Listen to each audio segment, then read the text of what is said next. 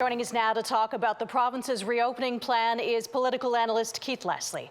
Keith, what's your take on today's announcement from the Premier?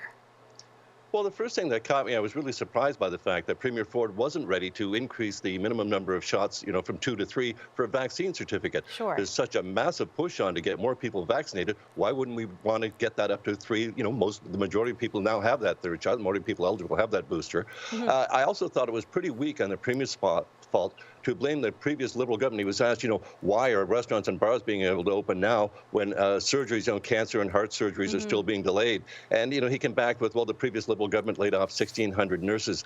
That's a dubious claim at best, but, it also brings to mind that the previous Conservative government of Mike Harris closed a couple of dozen hospitals and laid off 6,000 nurses. Do you think there's any political motivation for the Ford government's response today? Well, of course, there's always a balance, between the public health measures that are being called for during a pandemic and, and the political fallout, especially with an election coming in June. Certainly this is on Premier Ford's mind.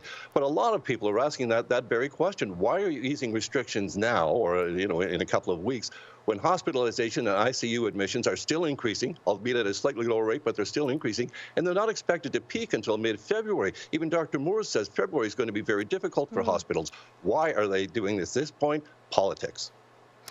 There's been a lot of reaction to Dr. Moore's letter to Niagara's Medical Officer of Health, Dr. Mustafa Hirji. What are your thoughts on this move from the province's top doctor? What's going on here?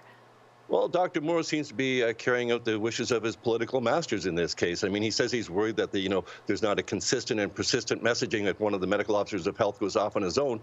But we've been told they have the power to do that. And why would you stop a local medical officer of health from, bringing in extra steps that are going to make kids safer for in-school learning? That seems to be a purely political message, by Dr. Moore. All right. Thank you for your time and your insights, Keith. That's political analyst Keith Leslie. Thank you.